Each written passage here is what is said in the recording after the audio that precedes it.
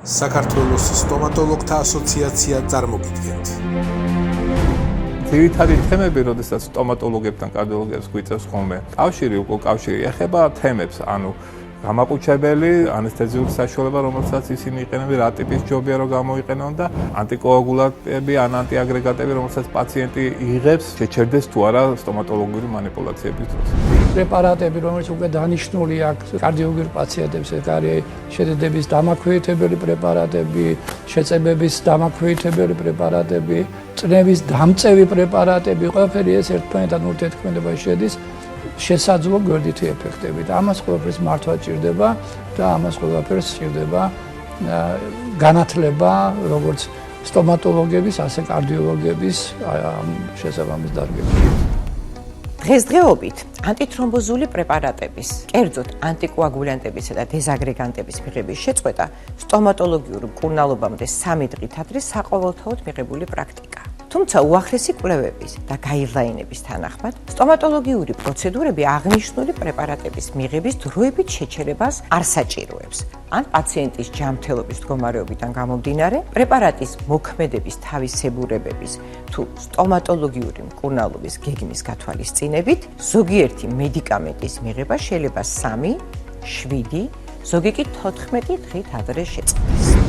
ეს ყველაფერი უნდა მაინც დაწყებული იქნას კონკრეტულად სტომატოლოგთან კონტაქტის შემდეგ, როდესაც სტომატოლოგი ჩამოართვას პაციენტს ანამნეზს, შეიტყობს ამ დამხლები დაავადებების შესახებ, მერე მოსთხოვს მას ფორმას, თუ რაც ამონაწერს, თუ რაღაც ინფორმაციას კონსულტანტ კარდიოლოგისაგან და აი შემდეგ იწყება რაღაც გარკვეული გზა მომზადების ამ პაციენტის манипуляციისთვის.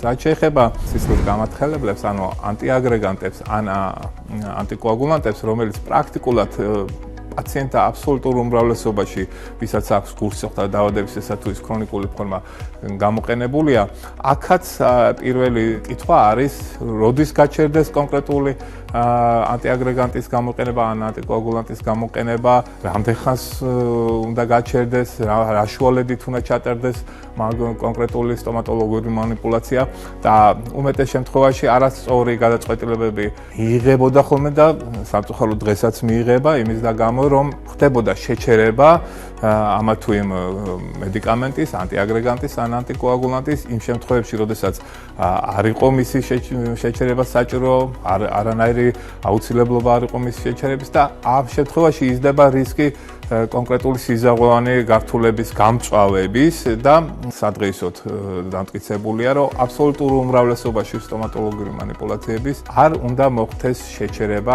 რომელიმე ანტიაგრეგანტის, თქვათ ასპირინის, ან ანტიკოაგულანტის, თქვათ ვარფარინის, ან თანამედროვე ახალი ანტიკოაგულანტების, როგორც არის თქვათ რივაროქსაბანი, აპიქსაბანი.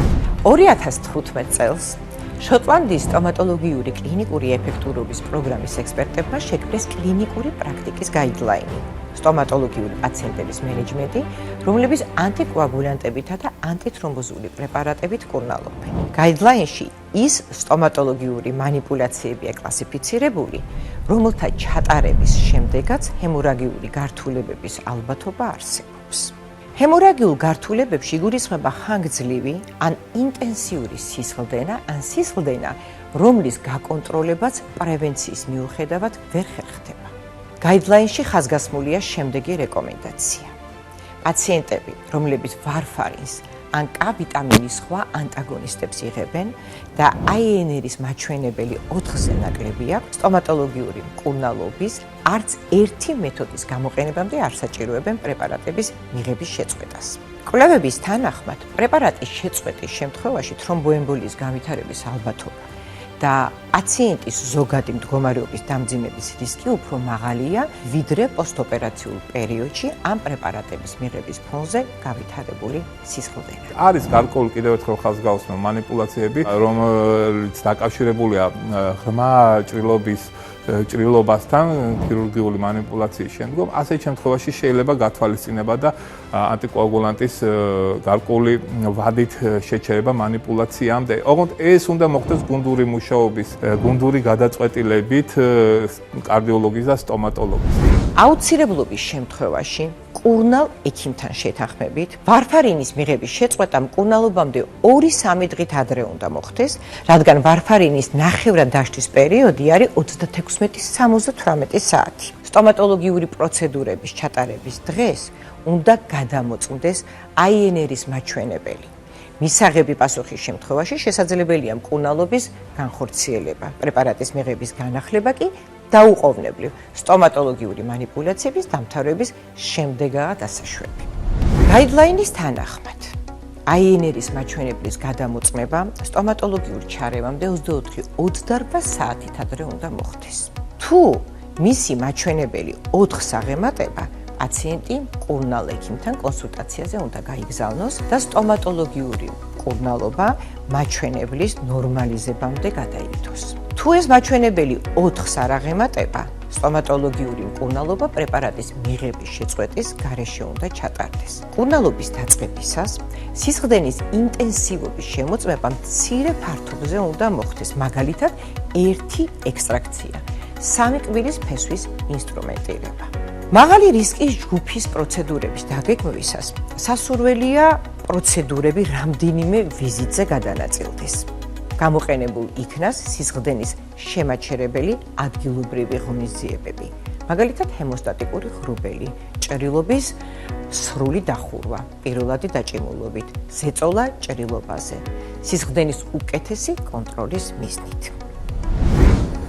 გამოქვეყნებულ გაიდლაინში ახალი თაობის ორალურ ანტიკოაგულიანტებთან დაკავშირებით მოწოდებულია ასე ვთქვათ პირობითი რეკომენდაციები. იმ შემთხვევაში, თუ პაციენტი იღებს ახალი თაობის ორალურ ანტიკოაგულიანტებს და დაგეგმილია დაბალი რისკის შემცველი სტომატოლოგიური манипуляციები, მკურნალობა უნდა ჩატარდეს პრეპარატის მიღების შეწყვეტის გარეშე. იმ შემთხვევაში კი, თუ დაგეგმილია მაღალი რისკის შემცველი манипуляციები, მკურნალობის ჩატარების დღეს პაციენტმა დილით პრეპარატი არ უნდა მიიღოს.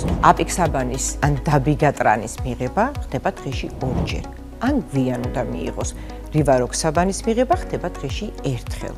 დილის დოზა სტომატოლოგიური მკურნალობის ჩატარების დღეს.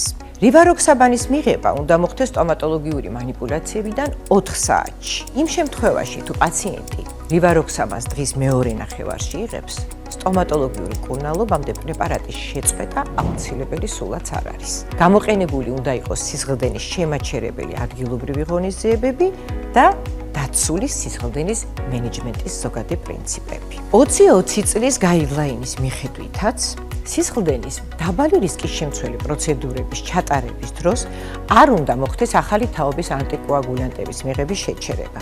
აღნიშნული პროცედურები პრეპარატის ბოლო დოზის გამოყენებიდან 18-24 საათში უნდა ჩატარდეს და პრეპარატის მიღების განახლება მკურნალობიდან 6 საათში მოხდეს. თუმცა ექსპერტების ჯგუფი თვლის, რომ სისხლდენის განვითარების საშუალო და მაღალი რისკის შემცველი პროცედურების დაგეგმვა და პრეპარატების მიღების შეწყვეტა პაციენტის მკურნალ ექიმთან შეთანხმებას საჭიროებს. კვლევების თანახმად, დეზაგრეგანტების მიღება სტომატოლოგიური манипуляციების შემდეგ მნიშვნელოვან სისხლდენას არ იწვევს. მაგრამ თუ მასშტაბური ხირურგიული манипуляციების დროს გამოხატული სისხლდენის ალბათობა არსებობს, აცეტილსალიცილის მჟავის მიღების შეწყვეტა ქირურგიულ მკურნალობამდე 5 დღით ადრე უნდა მოხდეს. აცეტილსალიცილის მჟავა ძირითადად 325 მილიგრამი ან უფრო ნაკლები დოზით გამოიყენება, რაც ხშირად სისხლდენის ხარისხზე სულაც არ მოქმედებს. ზოგადად ის პაციენტები, რომლებიც აცეტილსალიცილის მჟავას მცირე დოზებით იღებენ, სტომატოლოგიური манипуляციამდე მის შეწყვეტას არ საჭიროებენ. თუმცა იმ შემთხვევაში, თუ დღიური დოზა 325 მილიგრამს აჭარბებს, პრეპარატის მიღების შეჩერება აუცილებელია, რადგან მისი ნახევრად დაშლის პერიოდი 4-დან 7 დღემდე გრძელდება. საჭიროების შემთხვევაში კლოპიდოგრელის და პრასუგრელის მიღების შეწყვეტა პროცედურამდე 7 დღით ადრე უნდა მოხდეს. აქვე ისიც უნდა აღინიშნოს, რომ ამ პრეპარატების მოქმედების ეფექტურობის შესამოწმებად არ არსებობს რაიმე ტესტი, როგორც ეს ხდება ანტიკოაგულიანტების შემთხვევაში, მაგალითად ANR-ის მაჩვენებლით ანტიკოაგულიანტების მოქმედების გადამოწმება. ძალიან მნიშვნელოვანია სტომატოლოგიაში გაუტყივარება და საანესთეზიო საშუალებებს მინდა შევეხო. ეს არის ურთიერთობა ანტიჰიპერტენზიულ პრეპარატებთან და გარკვეული სახის საანესთეზიო საშუალებებთან. აი ეს პირველ რიგში დავასახელებდი პაციენტებს, რომლებიც მკურნალობენ ეგრეთ წოდებული ბეტა-ბლოკერების ქვეჯგუფი არასელექტიური ბეტა-ბლოკერები, რომლის გამოყენებისასაც ძალიან მნიშვნელოვანია, რომ გავითვალისწინოთ, რომ არ შეიცავდეს საანესთეზიო საშუალება ეპინეფრინს, იმიტომ რომ ეს წნევის ფლუქტუაციას გამოიწვევს. მარტო ჰიპერტენზიული პაციენტები 57%-ია დგენენ მოსახლეობის სიკვდილობა, კარდიოლოგიური პათოლოგიის გამო 35% არის ყველა სიკვდილის და მსოფლიოში 7-8 მილიონი ადამიანი კვდება ამის გამო. ეს პაციენტები ხვდებიან სტომატოლოგთან და მათ დანიშნული აქვთ პრეპარატები, თვითონ სტომატოლოგიური პროცედურები გავლენას ახდენენ პაციენტის ორგანიზმზე, მათ შორის ეპინეფრინი ანუ ადრენალინი, ჩარევები, ინვაზიური ჩარევები, სისხლიანი ჩარევები, რომელიც შესაძლებელია ინფექციის წყარო იყოს. ზოგიერთ კლინიკურ სიტუაციაში ორი ანტითრომბოზული პრეპარატის დანიშვნა ერთდროულად ხდება, რის დროსაც სისხლდენის გავითარების ალბათობა დამეთანხმებით რომ მატულობს და ეს კონკრეტული შემთხვევა უფრო მეტი პროფილაქტიკური ღონისძიებების გატარებას საჭიროებს. მიუხედავად ამისა, შოტლანდიის სტომატოლოგიური კლინიკური ეფექტურობის პროგრამის გაიდლაინის თანახმად, ანტითრომბოზული პრეპარატების მიღების შეწყვეტა სტომატოლოგიური манипуляციების დაწყებამდე არ არეკომენდებულია, თუნდაც ორი პრეპარატის ერთდროულად მიღების დროს.